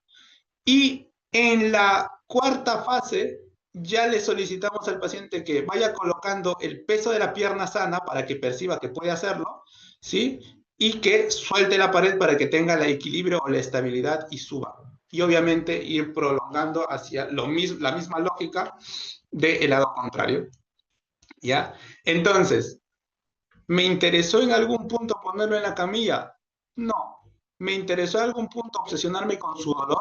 Tampoco. Porque el dolor, como vuelvo a repetir, no está tanto en la estructura, sino está en cómo la persona percibe de que puede hacer o no puede hacer. El día domingo hay un taller sobre dolor agudo y dolor crónico donde se explica muchísimo mejor esa parte, pero si tú eres capaz de demostrarle al cerebro que la actividad que te provocaba dolor ahora ya no te provoca, mágicamente el cerebro va a modular considerablemente el dolor de la persona, ¿no? Que es uno de los tantos tips que se da en el taller, ¿no? Bien, entonces, Buenas, licenciado. Una pregunta. sí, sí, dime, dime. Recién me estoy yo entrando, no he podido entrar al Zoom. ¿Me puede resumir de lo que ha hablado, por favor? Porque he tenido Básicamente, problemas, de ok, verdad. Disculpe, empecé al final, por favor, no interrumpir. ya, Ay, listo. señora, Entonces, por favor, no sea a ver, egoísta, ¿no? por favor, ahorita vamos a resumir lo de la clase, no te preocupes. Entonces, lo que nosotros buscamos con la persona es mejorar la progresión de esta, entendiendo las posturas que pueda asumir. Es decir, de que si para esa persona es mucho más fácil asumir una actividad determinada boca arriba, ¿sí? Nosotros nos refugiamos en esa postura para empezar y ir progresando a posturas más complejas como sentado, o como posición de caballero, o de repente posición de maratón, ¿sí? O estar, el mero hecho de estar de pie, ¿sí? Es demandar muchísimo más exigencia, ¿no? Entonces, nosotros tenemos que tener la capacidad de educar al paciente y hacerle entender de que toda intervención necesita un objetivo y llegar al objetivo necesita de la ayuda del paciente también. Entonces, lo peor que tú puedes hacer con un adulto mayor es fragilizarlo, principalmente. Si tú fragilizas al adulto mayor, decirle, no, es que si tú haces peso te vas a romper por el hueso, por la osteoporosis, o no, es que si tú haces esa actividad, pues como te da mareo, ya no lo hagas, ¿no? Escucho, Entonces, ahí estás fuera escucho, de, Estevita. y simplemente es ir adaptando al paciente poco a poco y ir educándolo. ¿Listo? Y esto de educación responde a entender cómo está sucediendo o qué está sucediendo con el paciente, no solamente el hecho de que tenga una artrosis o que tenga una gonartrosis grado 3, 1, 5, no sé, ¿sí? O la enfermedad dental, sino responder a las preguntas que te hace el familiar o que te hace el paciente. ¿Qué le pasa al paciente? ¿Cuál es su diagnóstico? ¿Cómo está comportándose esa enfermedad? ¿Ya? ¿Cuánto le va a tomar la recuperación? ¿Puedo mejorar? Y acá es un tema de sensibilidad. ¿Cómo puedes ayudarle? ¿Ya? Seas fisioterapia, quiropraxia, sea lo que hagas, ¿sí? Lo que hagas, pongas máquinas, pongas lo que sea. ¿Cómo eso me va a ayudar? ¿Ok? Y básicamente, al entender nosotros el contexto, ¿sí? Nosotros tenemos que saber que educar al paciente no solamente se trata en un sermón de qué le está pasando de la enfermedad, sino palabras concisas, ¿sí? Palabras fáciles de mencionar o fáciles de entender para darle sentido al dolor del paciente o al problema, darle un significado, hacerle entender de que no es el fin del mundo, de que eso no le va a ocasionar la muerte ni nada de eso. Y para ello nosotros nos vamos a apoyar en el contexto de la persona, ¿sí? Influye muchísimo el tema de la educación de la persona, su tema cultural, ¿sí? Por eso previamente lo he evaluado, ¿ya? Y en conclusión, nosotros tenemos que incentivar al paciente a mejorar su actividad funcional. ¿Perfecto? Ya. Básicamente, en la actualidad, nosotros, en el resumen de toda la clase de hoy día, lo que nosotros hacemos con el adulto mayor, número uno, es entender su contexto. Todos los adultos mayores no van a hacer igual el tratamiento independientemente de la enfermedad, ¿sí? Puedo tener 10 pacientes con artrosis de rodilla y no voy a tratar a los 10 de la misma forma. Va a depender del contexto. Punto número dos, importantísimo también, evitar de que ese paciente caiga en la inmovilización, que ese paciente quede postrado en la cama, ¿ya? Y otro tema a considerar es de que el paciente sea siempre evaluado, ¿sí? Para eso puedes utilizar tus escalas, ya sea CAS, Lawton, Bartel, Tinetti, o sea, son escalas que miden tanto a la actividad como a la parte instrumental, como a la parte de marcha y equilibrio. ¿Ya? Es como vuelvo a repetir, un tema un poquito más extenso y más complejo, pero es todo lo que se puede al menos resumir en estas 2 horas, ¿ya? Y el tratamiento está centrado siempre en el paciente, buscando la mejor estrategia. Si el paciente no quiere que le hagas lo mismo que no le funcionó o no quiere que hagas algo que ves que no tiene ningún efecto, vamos por el lado que sí tiene efecto con dicho paciente. ¿Ya? El criterio clínico se basa en centrarse en el paciente. ¿Ok? Y buscar siempre la efectividad del tratamiento. ¿Ya? Entonces, no nos enamoramos de la técnica como tal. No, es que yo soy muy bueno haciendo punción seca. No, es que yo soy muy bueno haciendo quiropraxia. No, es que yo soy muy bueno haciendo masaje. No, es que yo soy muy bueno haciendo estiramiento.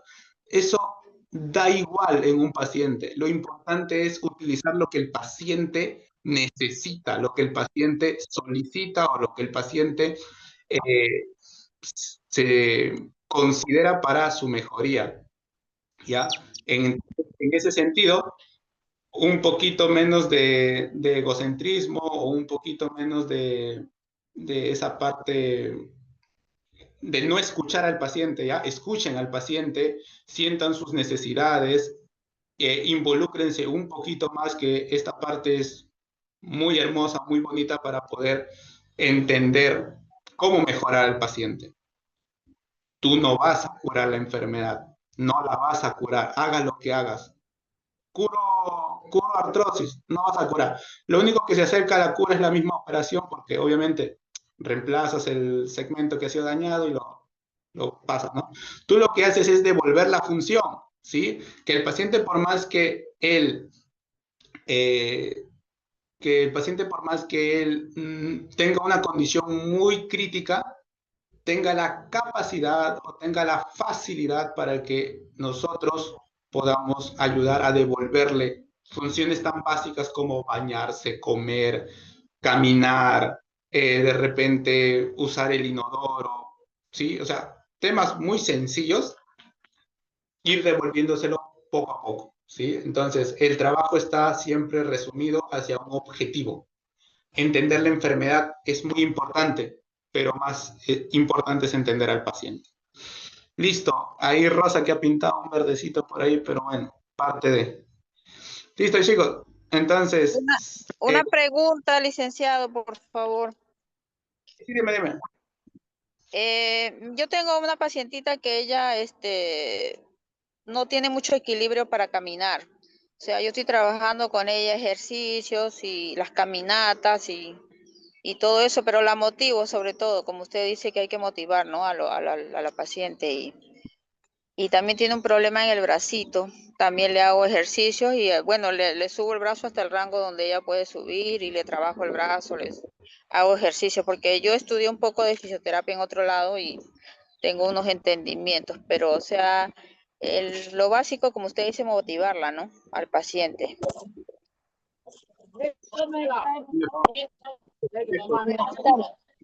Ante el paciente. ¿Alguien más?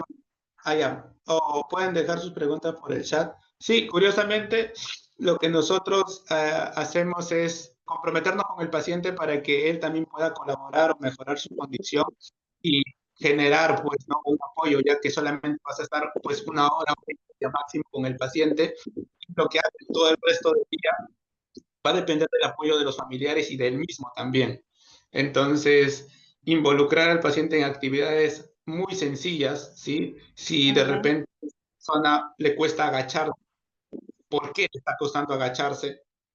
¿Y qué necesita o qué actividades necesita para poder agacharse? Entonces él va a responder, no, es que lo que me limita para agacharme de repente es el tema de un dolor de cintura, ¿sí? Una lumbalgia, y yo quiero agacharme porque quiero cambiarme solo los zapatos o quiero ponerme las pantuflas o quiero recoger algo del piso. Y la misma lógica de lo que decía su compañera, ¿no? Que está con la inestabilidad, con el poco equilibrio en la marcha. Entonces, primero entender Mm, el factor biomecánico, que esa marcha va a depender bastante de los músculos de glúteo medio, glúteo mayor de cadera, ¿sí? La rodilla gana muchísima estabilidad con glúteo medio y glúteo mayor de cadera, y principalmente mejorar, por lo que me dice, hay un tema de brazo de fondo, también mejorar la fuerza en el core abdominal para que las fuerzas mecánicas puedan ser transmitidas y pueda levantar mucho mejor el brazo. ¿Ya? Entonces, claro. todas esas consideraciones nosotros tenemos que entender para mejorar el abordaje con ese adulto mayor, no solamente centrarnos en la enfermedad, porque si nos centramos en la enfermedad, al final no vamos a acabar. Tiene un montón de enfermedades, el adulto mayor se va a quejar de que le duele todo o que no puede nada, ¿sí? Pero nosotros tenemos que darle Ujú, atención o tenemos que darle comprensión de lo que está pasando. Tampoco es que estás tratando a un maniquí o a un robot, ¿sí? Que solamente se mueve, no. Esta persona, acuérdate ajá, de que siente, de que se apasiona, de que también percibe, ¿sí? Entonces, las palabras que tú utilices, que sean lo más sencillas posibles, la conexión que exista, que se note lo más verdadera que se pueda, ¿sí? Siempre generando un lazo de confianza para que esa persona de repente te cuente algunas incomodidades o cosas que de repente no le gusta, ¿ya? Y no empecinarse o no estar constantemente repitiendo los tratamientos en todas las sesiones. Cada sesión es diferente, cada sesión necesita de entender el contexto de cómo va mejorando el paciente. Si tú llevas más de 10 sesiones haciendo el mismo tratamiento, hay que ir ajustando poco a poco el enfoque o la calidad de este. Entonces, siempre buscar la mejoría, pues, ¿no? A ver, Gladys me dice, a ver, espérate, ¿qué me dice? Eh, es recomendable inyectar células madre a la rodilla para mejorar la calidad de vida del anciano. Y bueno, normalmente las células madres pueden ser de dos tipos, halógenas o heterógenas. Las heterógenas son de la misma persona, es decir, que lo van a sacar del mismo paciente. ¿Cuál es el problema de las heterógenas? De que tienen la misma edad que el paciente. ¿Ya? Entonces, como tienen la misma edad que el paciente, si el paciente tiene 70 años, esas células madres también son de 70 años. Por otra parte, y son las más baratas, por otra parte, las halógenas normalmente lo sacan del cordón umbilical de un recién nacido. Entonces, suelen ser más caras y suelen ser más difíciles de conseguir. ¿Sí? Acá en Perú las clínicas o centros que te lo pueden brindar son muy escasos. Si te lo están comercializando por $100 o $300, duda muchísimo porque suele superar los $1,500 o $2,000, ¿ya? Y de hecho, el infiltrar como tal, se complica bastante la condición, porque el infiltrar no soluciona el problema, simplemente disminuye los síntomas o mitiga los síntomas o desaparece temporalmente los síntomas. Entonces, pero el problema sigue ahí, persistiendo. Ya cuidado en caer en métodos de regeneración mágico si es que no están previamente asesorados con un profesional, pues no, que en este caso no es el fisioterapeuta, sino el médico como tal. Eh, ¿Es bueno hacer terapia y ejercicio en la cama? Por supuesto. El hecho de que, mira, hay pacientes postrados que están en la cama y que solamente pueden mover un dedo o dos dedos. Pásate con la fuerza de esos dos dedos, que empieza a hacer presión con esos dos dedos, que empieza a hacer pinza con esos dos dedos y que poco a poco vaya mejorando su condición. El hecho de que tenga un poquito de fuerza, aunque sea en una zona del cuerpo, es bastante para su mejoría. Eh, claro, es válido hacerle ejercicios a un adulto mayor. Si es un adulto mayor, hacerle ejercicios en la cama es muy válido y va a depender bastante del contexto. Por ejemplo, para que se entienda rapidito antes de irme. Si yo tengo, imagínate que yo estoy echado, ¿ya? Yo estoy echado. El paciente por lo general va a estar con una almohada así, ¿ya? Tú agarras una pelota, cualquier pelota, pelota de tela, pelota así, un pesito, y le das la pelota acá, tu mano lo colocas acá y le dices que te empuje, ¿ya? Y que te empuje con tu mano ahí, y ustedes dos van haciendo una fuerza mantenida.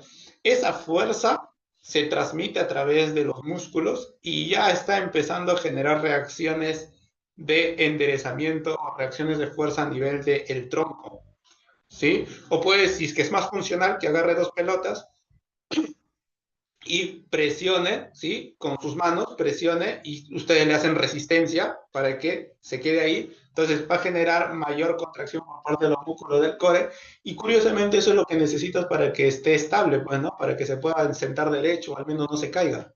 Ya, la misma lógica con las piernas, le flexionas ligeramente las rodillas y el pie y que te empuje algo, ¿sí? O que doble completamente las rodillas o hasta donde pueda y que empuje contra la cama, ¿ya? Entonces, esas cargas, esas informaciones se puede transmitir y puede mejorar el enderezamiento a nivel de tronco. Entonces, nosotros tenemos que saber utilizar nuestros recursos para poder no volvernos dependientes de las técnicas, sino enfocarnos en el paciente realmente. ¿Qué puede hacer el paciente y qué no puede hacer? Esa es una pregunta muy importante en el tratamiento de cualquier paciente. Inclusive con el dolor también sucede bastante. El paciente le duele el hombro, ya, ¿qué puede hacer el paciente? Lo puede flexionar, lo puede extender, pero cuando abduce el hombro le duele. Ok, no puede abducir. ¿Y en qué actividades le incomoda? Bueno, le preocupa porque él abduce el brazo y se acomoda la corbata. Entonces, o se abduce el brazo y de repente se peina acá, pues atrás, ¿no? Entonces le duele el hombro. Va, normal. Entonces tenemos un objetivo, que es que se pueda peinar o colocar la corbata o acomodar la camisa. Entonces, tú vas orientando las actividades o vas orientando el estímulo a dicha capacidad del paciente, ¿no? A lo que él realmente necesita, ¿ya? Sí, normalmente en el adulto mayor tú vas a buscar ejercicios de isométricos por parte del core para que mejore bastante la estabilidad o el equilibrio con el paciente y así lograr la independencia en la postura de sentado. ¿Ya? Eso es importante también. Listo, chicos. ¿Hasta ahí alguna pregunta? ¿Algo más? Bien. Eh, perfecto. Gladys, cualquier pomada, cualquier crema va a hacer lo mismo. Lo único que hace es un efecto de sedación en la parte externa. Yo lo que te recomiendo es que utilices esa crema para disminuir temporalmente el movimiento y lo introduzcas al movimiento, al ejercicio. ¿Ya? La crema como tal no va a hacer mucho. Simplemente es como un sedante en la zona. Vea la marca que tengas, ¿ah? A la articulación nunca va a llegar una crema, por más que te la frotes 1000 veces, ¿ya? Si el problema es netamente articular, la crema está muy limitada. Pero sí puedes utilizar la crema para disminuir el dolor y motivarla a hacer ejercicio o actividad física como tal, dependiendo también, ¿no? Listo, chicos. Ha sido un gusto poder compartirle algunas cositas, ¿sí? También no es mucho, ¿no? Pero dentro de las 2 horas al menos espero que les haya servido algo de información y dentro de lo posible les permita mejorar su entendimiento con el paciente, ¿no? Licenciado, disculpe. Sí, sí, dime, me queda un minuto. No, una última pregunta. También puedo trabajar con, o sea, pelotas, aros con mi paciente, ¿no?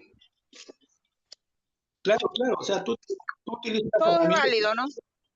todo es válido, mientras el paciente lo necesita, ¿no? La verdad es que el paciente... Claro. Ya, Listo, muchas chicos, gracias, pues. Ya, listo, listo. ¿No?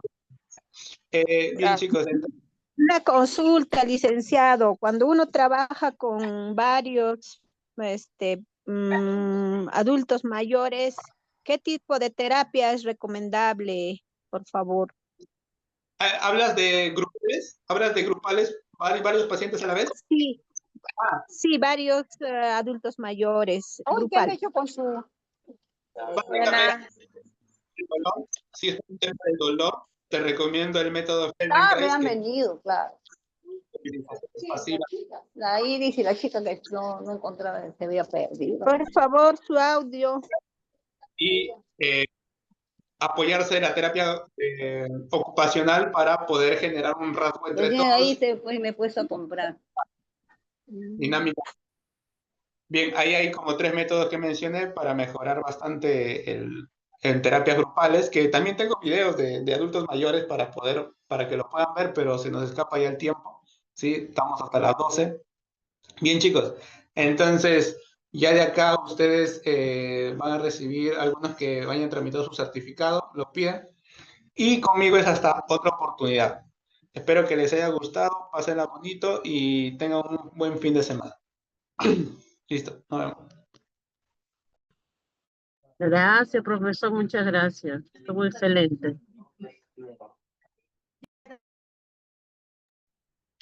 Buenas tardes, muchas gracias, licenciada, por su ponencia. Estimados, comentarles que aquellos